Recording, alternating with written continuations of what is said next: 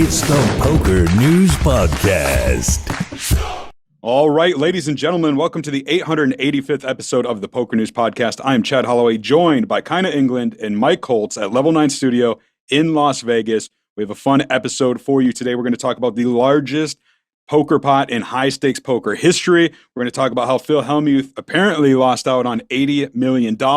We've got recent tournament winners, including Daniel Negreanu, an update on Doug Polk's Code Polk, and a bunch of other stuff. And we're going to play the Collusion Mind Meld game that Connor and Mike didn't do so hot last episode.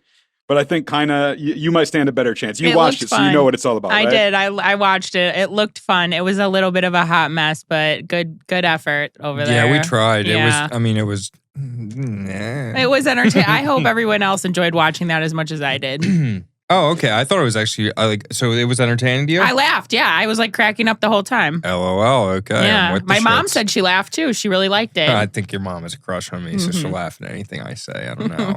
Hey, Miss England. Well, let's talk about this big pot that took place on the most recent episode of High Stakes Poker. Now, of course, this is on Poker Go, but this hand is so incredible, they actually put it on YouTube, so you can check it out there. We're going to talk about it. So it is season 14 of High Stakes Poker. This debuted back in, I think, 2006, and it was off the air for a while.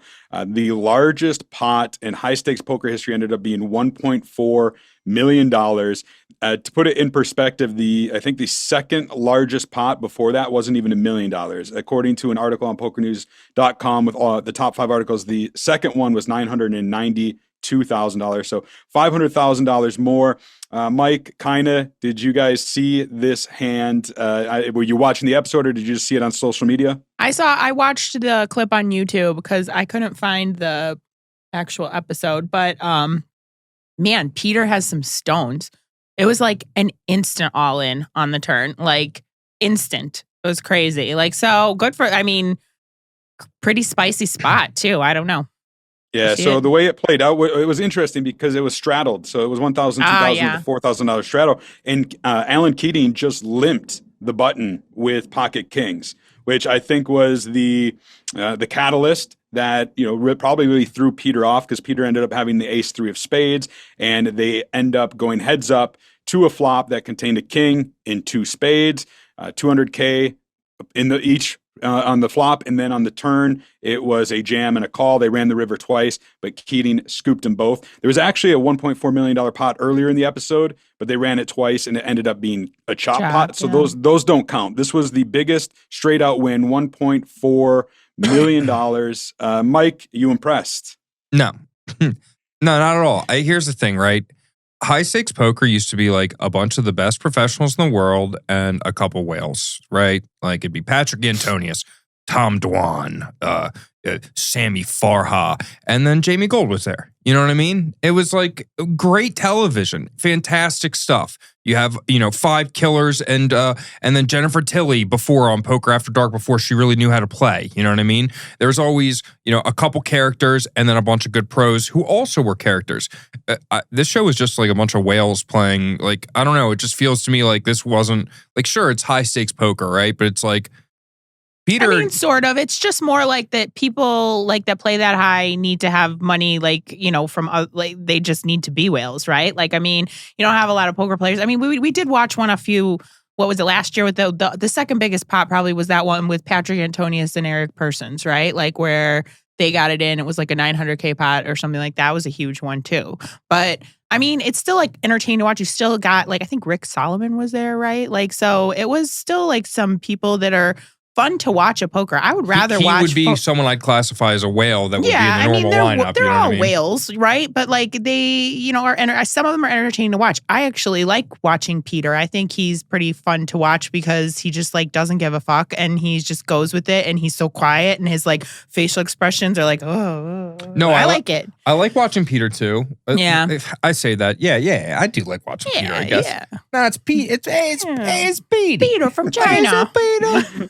We don't know much about Peter. He just goes by Peter. You don't know much about Peter. Me and Peter. You guys go way back. Yeah. About pretty far, I'd say. Yeah, I can't really talk about it on here, but no, that's my guy. Here's the thing, right? I think I think it's cool and all that the hand happened, but like it's not, to me, it's like, it's weird. It's not like a hand played between like Chidwick. It's not like impressive, right? Like it's not like anything like, where you're like, oh, what a good play. It was it just feels like a bunch of people with like, it feels like they're playing for play money almost. Like it's a bunch of, they have so much fucking money. They're just like click button, click button, click button, click button, click button. You know what I mean? Yeah, and it's not a super interesting spot either, but it's kind of exciting, the dynamic behind it being the biggest pot like ever recorded on poker stake or high stakes poker. So I guess for me, a lot of it, like when I used to watch poker on television, like I'd watch Poker After Dark, I'd watch high stakes poker, all the classics, the WSOP replays from back in the day. The cash games were great because a lot of times it felt like these people had like large percentages of their rolls on the table. Yeah. And even if they were professionals, like you had that hand with like David Benjamin against the Cirque du Soleil guy Le Liberté or whatever, where they like David Benjamin literally had all of his net worth on the table at one time and Guy let him take some back, Guy let him take some back, whatever it was. Like there's all these dynamics that were like different, whereas now it almost feels like it's just a bunch of dudes backed by other people or backed by themselves and they're just rich outside and just, it doesn't feel like that game to me doesn't feel like, you know what I mean? That game's not your normal game. That game doesn't exist anywhere outside of like a bunch of rich people playing together, yeah, right? I mean, it's for entertainment, obviously, but, sometimes I remember too when they had the $1 million game a few years ago, maybe it was the first one, it seemed like everybody was playing scared and it like wasn't that fun to watch. But it feels like it's morphed a little bit from that where people are playing these super high stakes. Like it's just like for them a 1-3 game, like us playing like 2-5 or something, So I don't know. I think it's if it makes it entertaining, if it's interesting to watch, if you feel like people are still doing crazy things, which clearly they kind of are, going for spots and everything. That's how the game is changing. It's morphing. It's different forms of entertainment. Personally, it's not morphing. That's not true. Yeah, it is kind of though. Like it's different from what you said it was. It's not like a bunch of pros that are sitting there playing like that are very, very good. You're saying like the high stakes poker is morphing. Yeah. Oh, I thought you meant poker in general is morphing. No, like the high stakes poker, the poker that we watch on TV is morphing too. Like personally, I'm going to say I like to watch tournament play better. It's just more interesting to me. I like to think about it. It's more thought provoking. Me too. But like I like to watch, cash game streams for noise sometimes. Like I watch the Lodge stream quite a bit sometimes when I'm at work because it's just nice to listen in the background. I like to watch the ladies streams. I feel like those are a little more entertaining too. It's an entertainment factor, like it's... But you think that the streams nowadays are just as entertaining as high stakes poker and Poker After Dark were back in the day? I mean, I think it's different to each their own. Maybe because you watched that, you don't find this version as exciting. But I think it's consensus.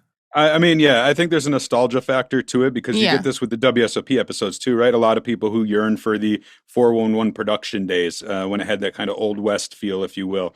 I think it's differs in a lot of regards. I agree with Kyna that it's different. Now, whether it's for better or worse, who knows? But it doesn't seem like it's ever going to go back. And I don't know if it can go back because when those those episodes, those shows aired, it was a different time in poker where I think a lot of the players were incentivized to do interviews, to open up a little bit more. And we as a fan base got to know them, where I don't think a lot of the players nowadays, like Peter, he's not doing interviews. Mm-hmm. A lot of these people aren't. It's like, they're like, hey, this is going to be a secluded, private kind of cash game that we're just going to have to film, happen to film and show on Poker Go. But like, so I feel that disconnect a little bit. I don't feel like I know those players as well.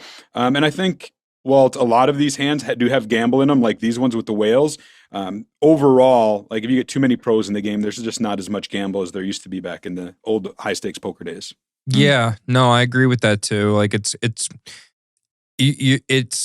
impossible to get the dynamic back then today because of solvers. The fact that solvers exist kind of fucks everything up because it's like, you're just not going to get four-way pots, and Sammy Farhaw's smoking a cigar and getting it all in with one pair for 7,000 big blinds. He's like, Patrick, what do you have? You know what I mean? I don't know. It's. I guess there is a nostalgia factor. Perhaps you guys are right, and it's something we're just never going to get back, which is upsetting to think about because it was really class television, just good shit back in the day. I thought high stakes poker, especially Poker After Dark, too. The 6-player sit and goes.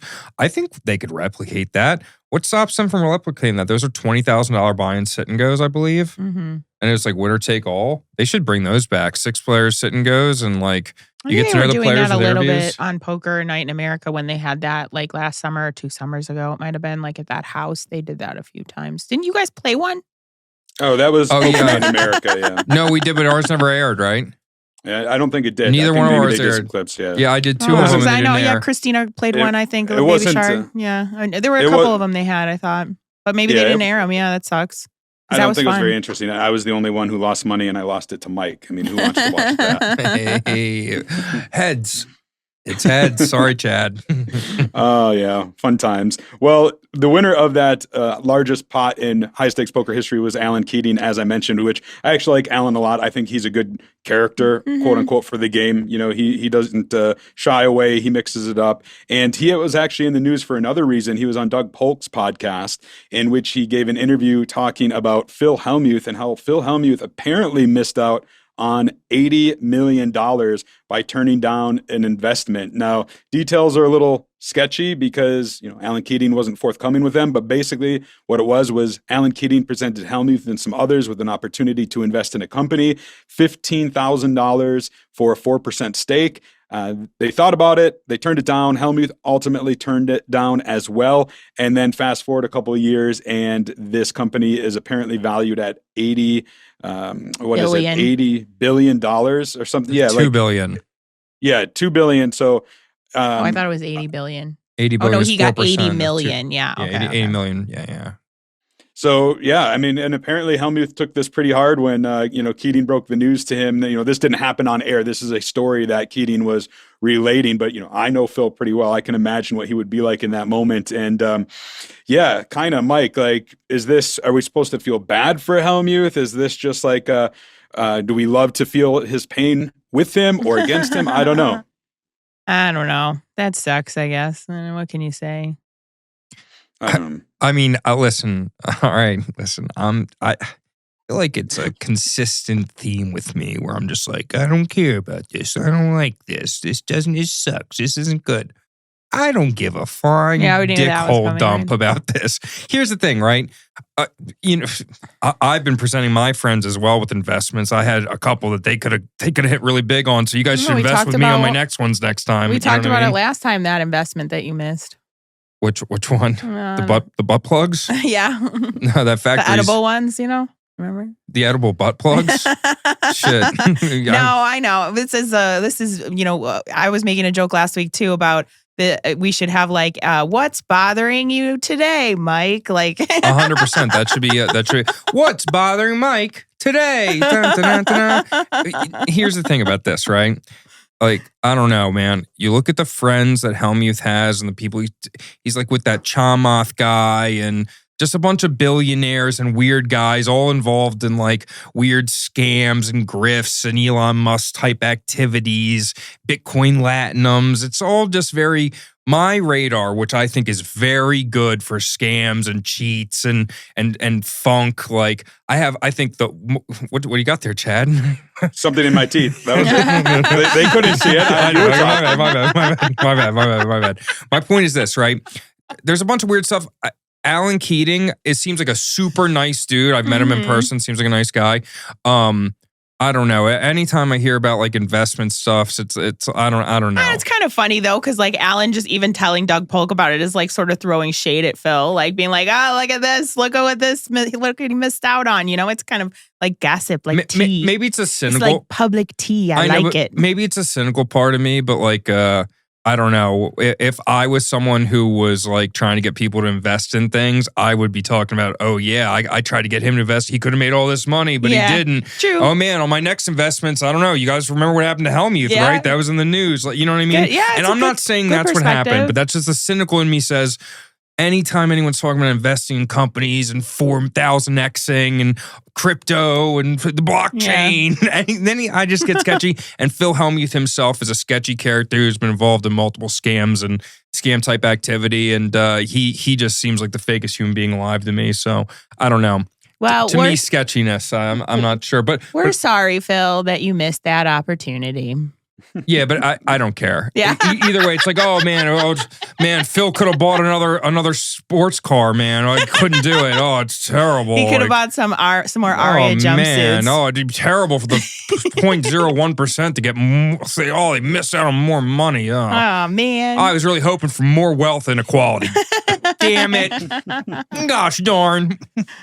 Well, we mentioned that Alan Keating told Doug Polk this on the Doug Polk podcast. Doug Polk in the news this week as well because his Code Doug challenge on Club WPT Gold is nearing an end. In fact, I think it's going to end this weekend with a $5,100 cash game, the largest ever on Club WPT Gold against the aforementioned Eric Person, who we were talking about a little bit earlier. So we're not going to get into it too much right now because things a lot can change. Yeah, we're going to talk about it next week. A lot can change between now and then. But just to give you a quick recap, so in case you want to watch it this weekend, it's really been an up and down challenge for Doug Polk, mostly down. He actually made a comeback recently where he hit a 2-outer to go from being down, a 1-outer, and from going down, down to actually winning $11,000, but only put him up $521. The hand was very, iconic. Check it out. Pocket kings, a chance for glory, a chance to be even. Oh, what a day, what a day. Pocket kings, fuck yeah, we're even. I'm out of here, I'm out. That's it, the session is over. That will be concluding. We broke even. Screw you guys. I'm going home. I'm keeping all my hair. All right, so there you saw it. He hit the card he needed, and he's up. Whether or not he'll finish the challenge up, we'll have to wait and see this week, and we'll talk about it next week. Did you see that? I don't know if this was an April Fool's Day joke or what, but earlier this week, Doug Polk tweeted that he is a Club WPT Gold ambassador. Did you see that? I did not. No. If he did it earlier this week, maybe it's true, but I didn't hear anything about that. No, I didn't see it. Yeah. I don't know if he's it's an been April an ambassador Fool's Day the whole joke. time. Well, yeah, he has Code Doug. I think that's what that means, but I don't know that, I don't know if it goes farther than that. It must, but I would bet, and I would bet vast sums of wealth that this entire challenge, Doug has been meeting with WPT people the whole time and coordinating all the social media posts. He did get feedback about some of the stuff because he was playing so high, and they made some changes. I was going to say, did they change it immediately to look good? I don't know. Oh, it's weird. Has everything he's asked to be changed been changed? I don't know. I think it has. I'm just saying, I don't know. Don't work there. I know what I would do. I'm just saying, and I'm not saying this would happen or anything, but I'm just saying if I was Club WPT, what I would do is I would hire someone like Doug, and then everything I wanted to make sure change, because they're obviously getting a bunch of shit for how bad the website is because there's a bunch of issues. Very soft, fantastic website. Like, you should play on it, but you can one table. Time banks suck. There's a whole litany of issues, but they're fixing them, it seems, or attempting to, and they're going one by one, and Doug is going one by one and doing them, and they're getting fixed. So I think everything he's doing looks great for Club WPT. So in my mind, I thought the whole time it's been a coordinated effort. I didn't think they were even hiding that, but. All right, so let me ask, did either of you, April Fools earlier this week, anything get you? Any good ones out there that you saw? I thought the Club Gold one was funny about the cruise or whatever that they were going to have, the $25 million entry or whatever it was. Did you guys see that? I didn't see it. With the WPT tease that they were the return of the WPT Caribbean Adventure? Yeah. Yeah, to compete with the WSOP Paradise, essentially. Right. Like there's going to be a Caribbean Adventure. It's going to be $25 million entry or something like that. I thought that was funny. Yeah, there was one from Run Good Poker Series that basically was saying like Alan Kessler is going to be the new tournament director on the West Coast or something. And people actually bought that one, as did the one that we did on Poker News. So Poker News has a strong history of April Fool's Day articles or jokes. Last year we did Phil Hellmuth with his branded mask. And years past we did Robbie J. Liu in her book. Chris Moneymaker's real name being Chris Smith, things like that. And this year we did Connor Richards, who was on last week's episode and fills in occasionally. And John Sofin really spearheaded it. But basically that Nick Airball was releasing a shoe line called the Nick Airballs, like Nike Air, but Nick Airball, like. It was pretty good, I thought, and we fooled a lot of people, and we came up with some good stuff. Like Connor actually went to a Nike shoe outlet, got a box, took some pictures, used some AI to, generate. I thought it was pretty good. But then they went to Hustler Casino Live and actually got Nick Airball in on the joke and filmed a little video. Check it out. Are you tired of dressing like a fish at the poker table? Do you want to look like me while you crush your opponents? Then get your hands on the brand new shoes, the Nick Airballs. That's right, MJ, I'm coming for you. Stick to basketball. It's the Nick Airball. Just bluff. All right, there you go. Connor Richards, you did a good job, my friend. Really enjoyed this year's April Fool's joke. Seems like every April Fool's, you guys have a really outstanding person, with a good reputation doing this. It's Nick Airball, Phil Hellmuth, Robbie J. Lou, and who else? We had Chris Moneymaker. And I guess Moneymaker's not that, some ACR stuff. I guess it's not, what can you do? Yeah. And then we had Doug Polk. Doug Polk. Yeah, we had this was like 4 or 5 years ago. Jesse Fullen spearheaded. It was one of the best ones we've ever done because the entire company went with it, and we actually rebranded the entire site. For one day. PokerNews, right? No, that one was great. Yeah, that was funny. I do remember that. That was hilarious. No, that was really good. I do remember that too. Okay, so no, a little wrong. Then. Doug Polk buys PokerNews or something like that. Yeah. And I was actually down in Texas at the time, and so I sat down with Doug and did a little bit. Yeah, it was great. But that one was probably the most effort we've ever done. So, all right. Well, before we go any further, I need to thank our sponsor for this episode, and that is the WSOP free-to-play app. I always mention it. I'm on there doing the daily blitz, the video poker, playing a little PLO, and you can too. They actually sent in a video. Check it out. 1 million chips welcome bonus.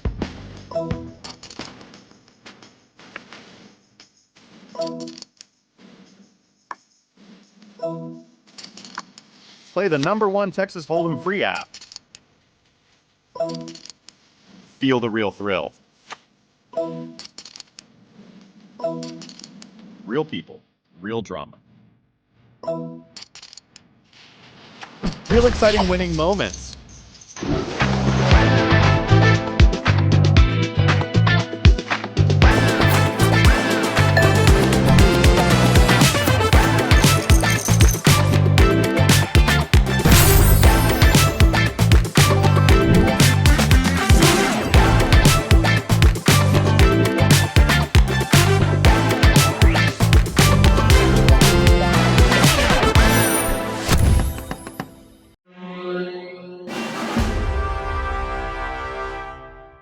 All right, we are back to talk about some recent tournament winners in our segment, Recent Tournament Winners, presented by WPT Global.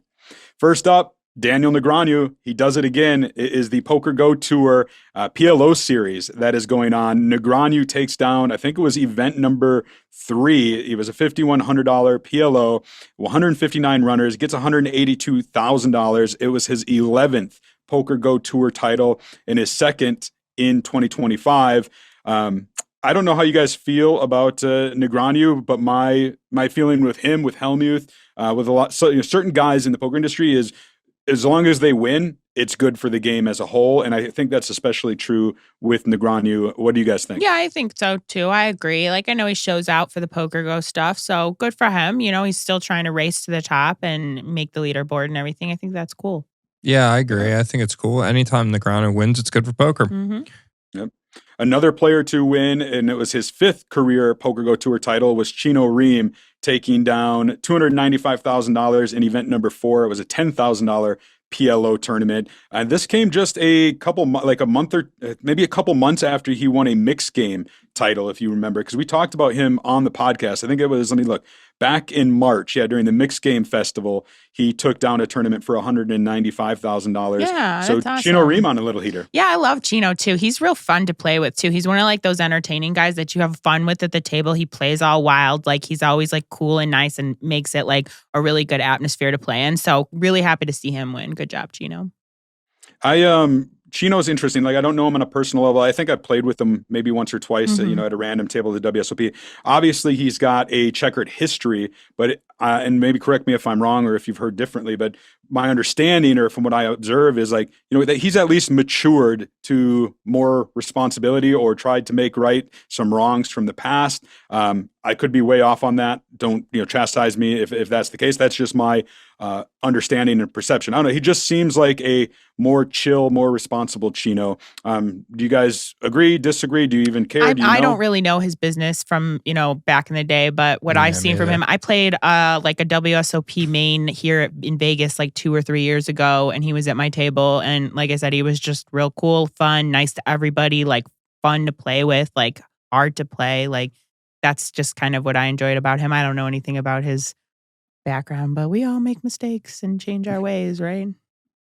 Wow, what a neutral take from Kyna. What a shock. What do you want me to say? Yeah, fuck that scumbag. Like, I don't know. I don't know his business. I'm about to give literally the most neutral take of all time is I don't know. I actually don't know his business either. And I don't know one way or the other with anything. And I haven't had really any interactions with him that were unpleasant or like super pleasant either way. So like, I don't know. I've only met him a couple times. But yeah. You know me though. Like, I don't like to take the heat. I can't survive the smoke. So I just try and take the neutral route if I have to. I mean, I will call a scumbag out if a scumbag is a scumbag. Will you though? Yeah. Well, I have before. I had to do the dirty work when you weren't here that one day. Yeah. God forbid. That's why we have you here. You know what I mean? I thought I was here for comic relief. Well, let us talk about the WPT Prime Gold Coast Championship down in Sydney, Australia. 1,106 runners, an $1,100 buy-in event was won by Joshua McSweeney for $177,000 US, and an actually heads-up deal with Patrick Yazbek. So I don't know. I used to do the Aussie Millions down in Melbourne, Australia. It was one of my favorite stops. And then, of course, a combination of COVID and gaming regulations down there. Basically, the casinos down there, many of them were involved with shady business practices. The government really hammered down on it. Anyways, we haven't seen really strong poker in Australia for many years, but I think that is starting to change with events like the WPT Prime Gold Coast Championship. So congratulations there. Yeah, that's just to veer off on a second. I would love to go to Australia to play poker. I think that's on my bucket list. Like, I've never been to Australia, and to go there, like with what that used to happen back there, and like the just to go. So Poker News, let's start a petition. Send the Poker News podcast team to Australia. That seems so obvious. Think about all the content we could make. Yeah, we can crazy. It'd be like, mate, we're down under here. We're down under here in Australia. We're covering. It's the Poker News Podcast in Australia. Yeah. Oi, mate, tell me about Chino Rheem's checkered past now.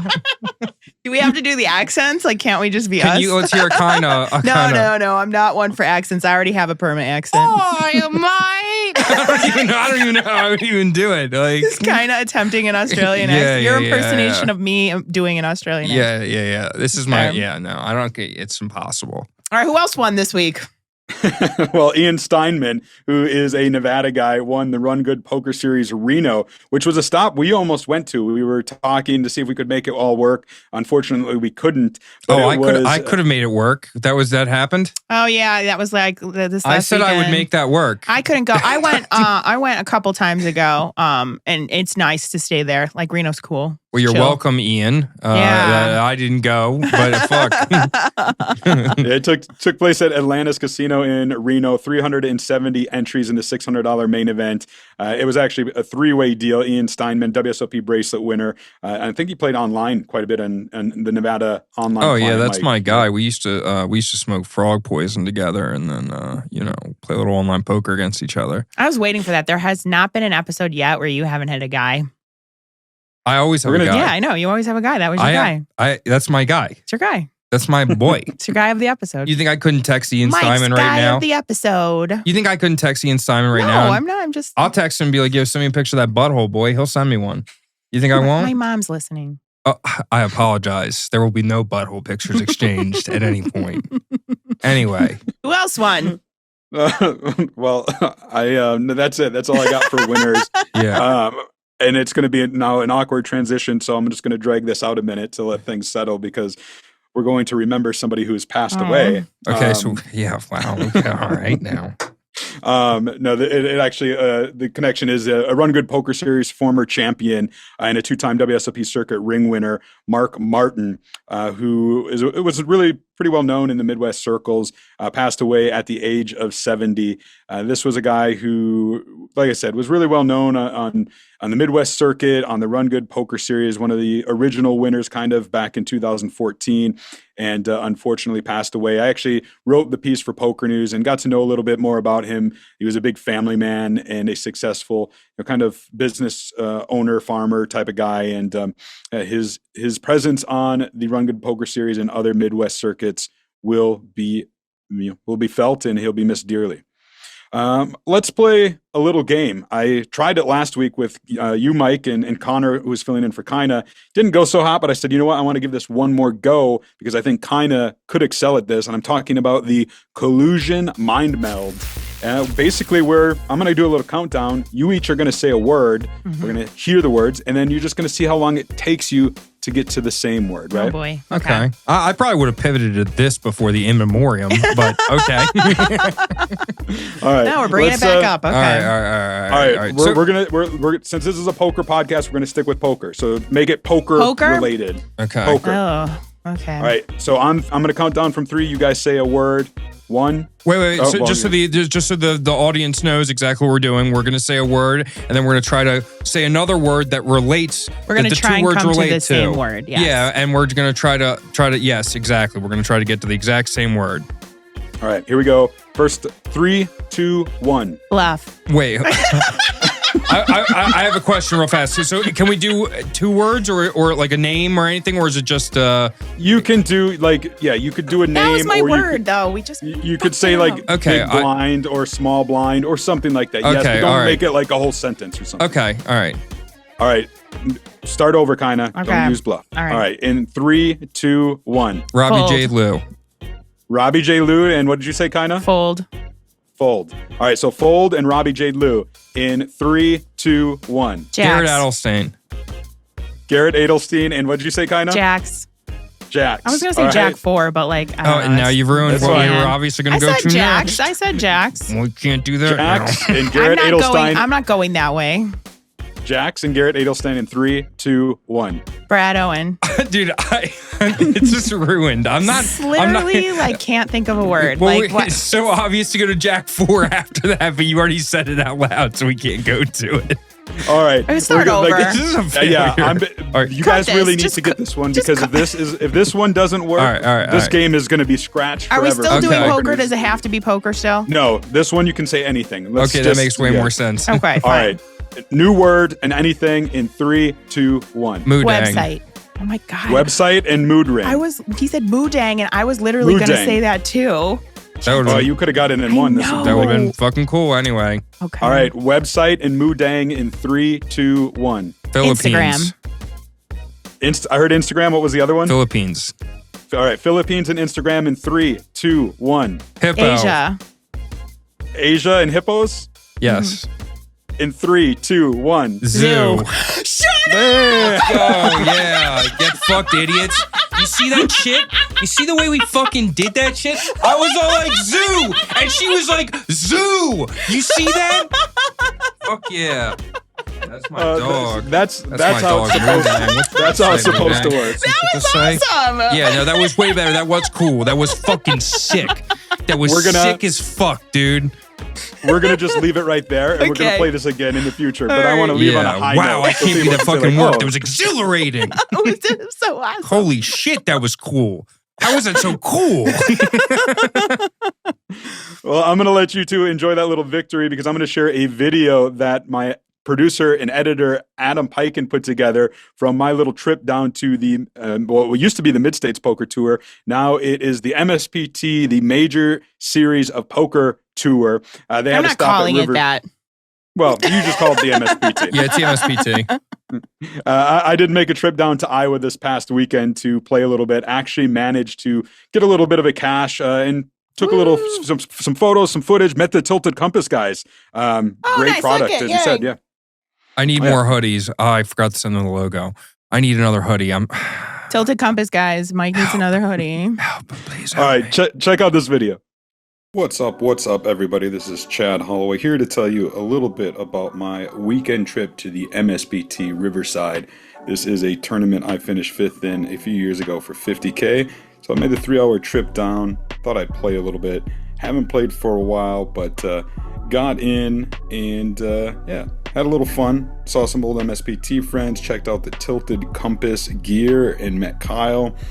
Saw the trophies for the Hall of Fame inductions for Gerald Cuniff and Keith Hine, a good friend of mine. And then I jumped into action. Day 1C didn't go quite as well as I hoped. I won a few small pots, but really struggled to get above starting stack.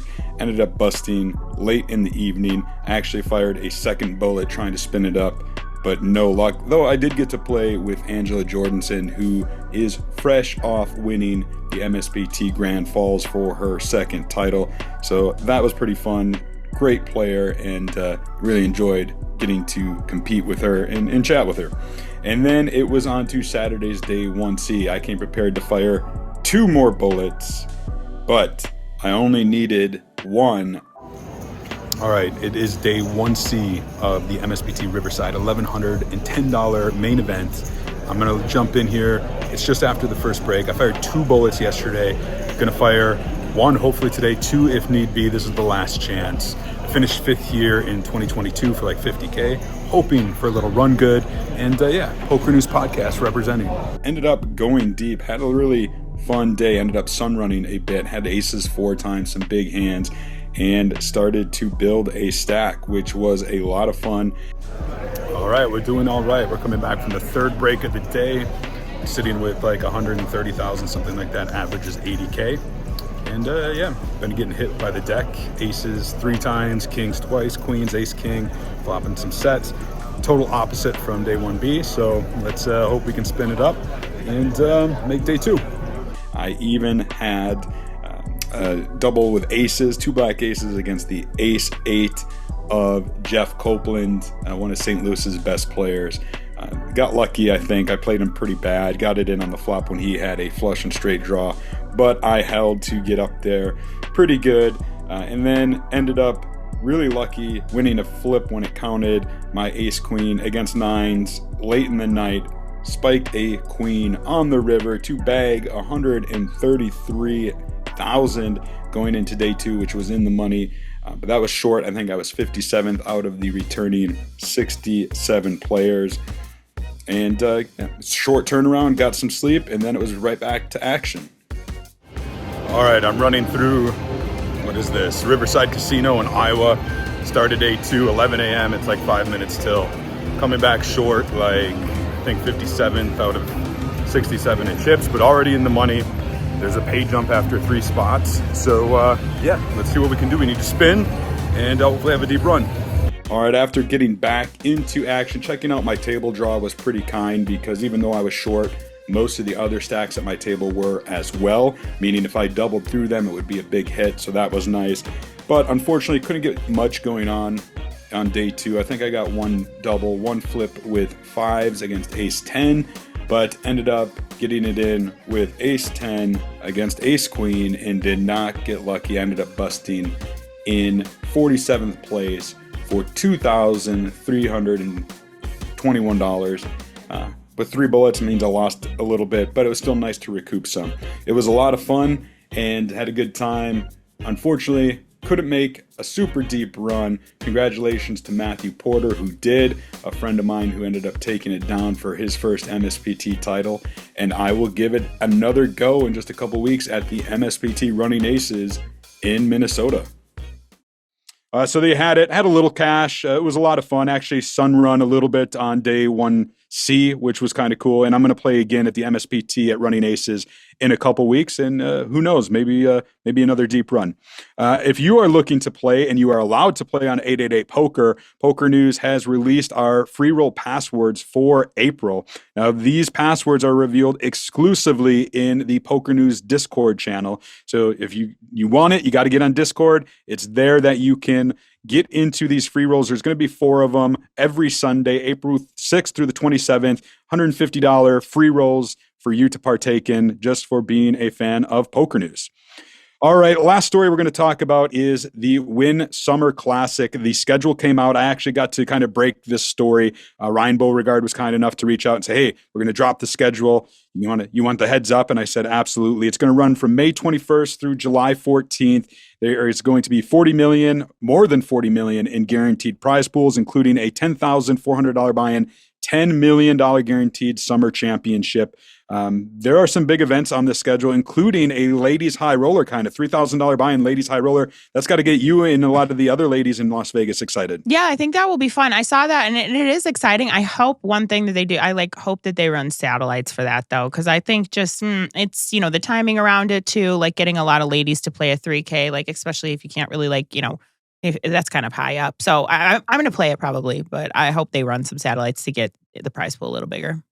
Yeah, there was a bunch of different mixed games on there, so there's a good mixed game schedule, and some other mystery bounties, PKOs. Mike, did you get a chance to look at the schedule? I know you love the Wynn. Yeah, I did, and it's an interesting thing because right now, if you look up caches on WSOP.com, the all-time caches, I'm 5th. So in my mind, I do want to continue to rack up caches to potentially become 1 or 2 at some point, but at the same time, the quality of the tournaments at the Wynn compared to WSOP is not even remotely close. It's like chess to checkers. The Wynn is 400 times better.